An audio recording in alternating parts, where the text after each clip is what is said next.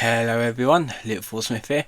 Bit of a change of plan because I was going to do a review today, but I'm going to move that till Thursday.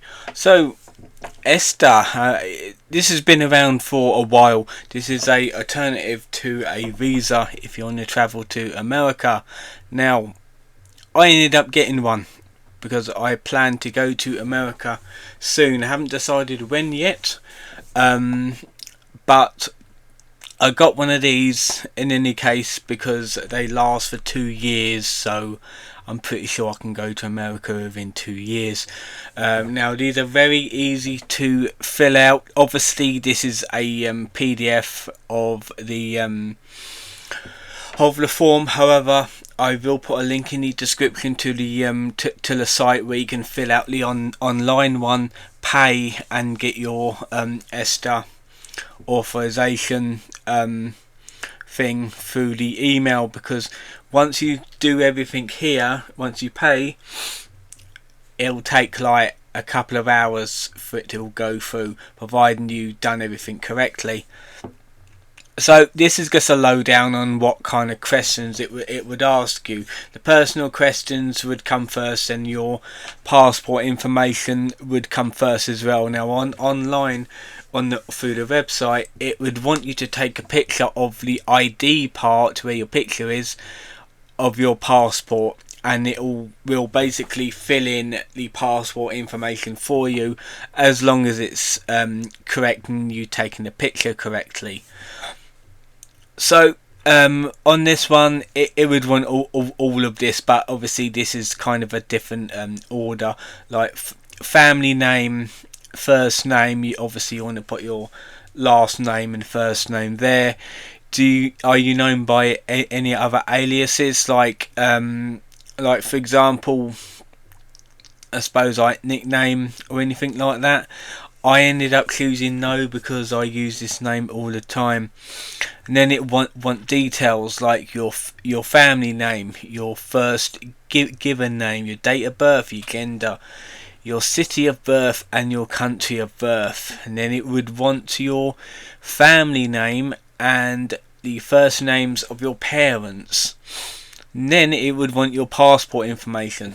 Now online, the passport information is the first thing it wants. So this is in reverse, this top page. So obviously when you take a picture and upload it to the systems, it would already have inputted this information for you. So it would want your passport number, your issuing country, your issuance date, expiry date, the country of citizenship. Are you a citizen of any other country?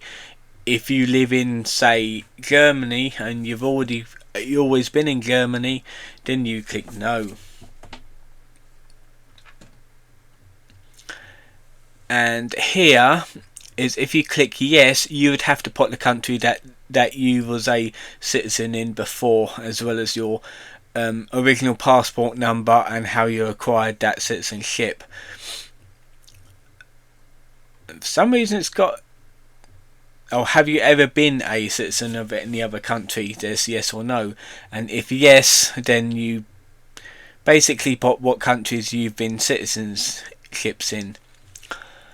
Have you ever been issued a passport or national identity card for travel by any other country? Obviously you want to tell the truth, yes or no. In my case, no, because I've always been in England and I haven't been like a citizen of any other country. I haven't got any IDs for any other country.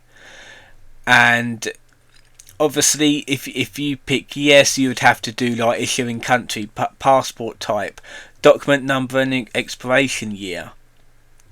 Now, are you a member of the Global Entry Program? If you are, then yes. But if, like me, if you're not, then no. To be fair, I have absolutely no idea what the Global Entry Program is. So if you are and you picked yes, then you need to put your membership number in there. And then it would want contact information, your email addresses and your phone numbers, including country code. And then it would want your home address as well. Now, like I said, This is a bit out of order because this is a PDF document, but this is the sort of questions they'll be asking you. So you want to put your address in as well as the emergency contact information. Like, say if you got this and you fall ill and you need to call home, or the hospital needs to call home at any time, then there you go, all your information for like your family members, including their email address. Now, travel information is your travel to the US occurring in transit to any other country. Now, let's say that you're going to, let's say New York, but after that you're going over to Canada or Mexico. You're having like a round the world trip. If so, then yes, and you have to fill in extra information. But in my case, I ended up choosing no, because I wouldn't be. It'll be like a single country I'll be going to. So say if you did click no, you'd want to put your address while in the US. Now, it depends if like staying at a hotel or a friend's house. So be truthful, just put the address where you're staying at.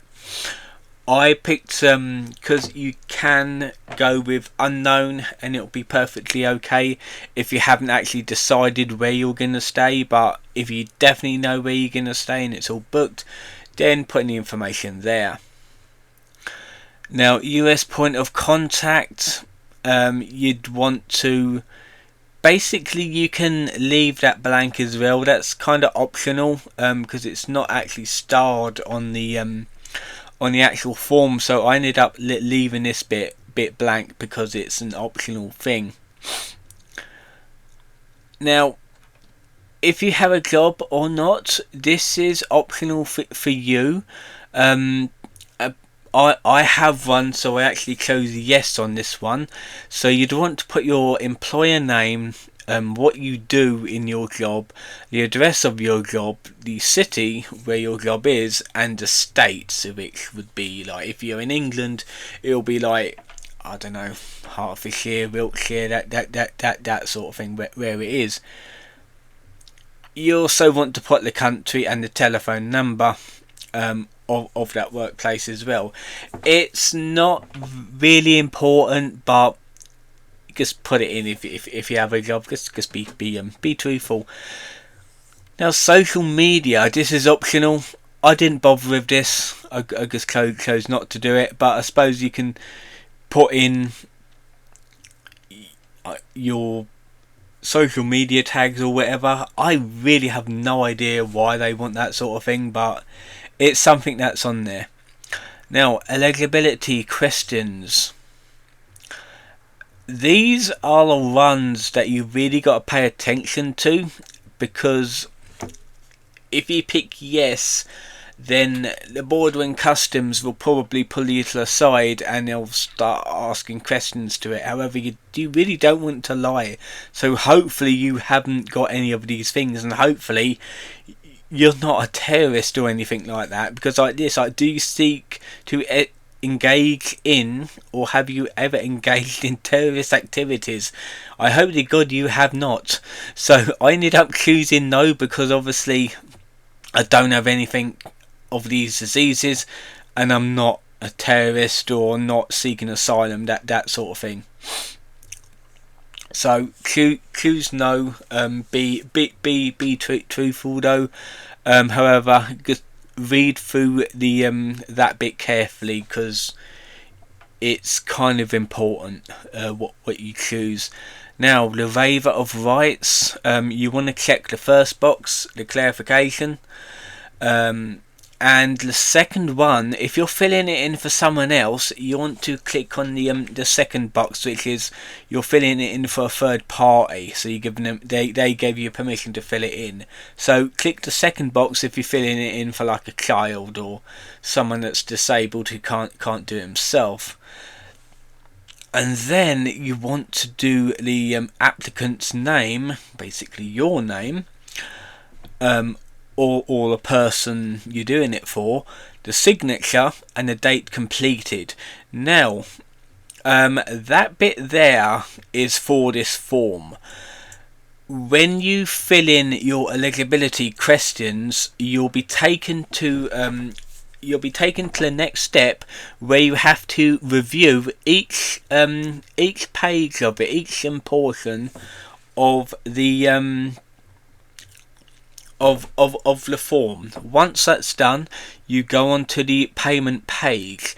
You click the box and you click on pay. Now at the minute it is $21.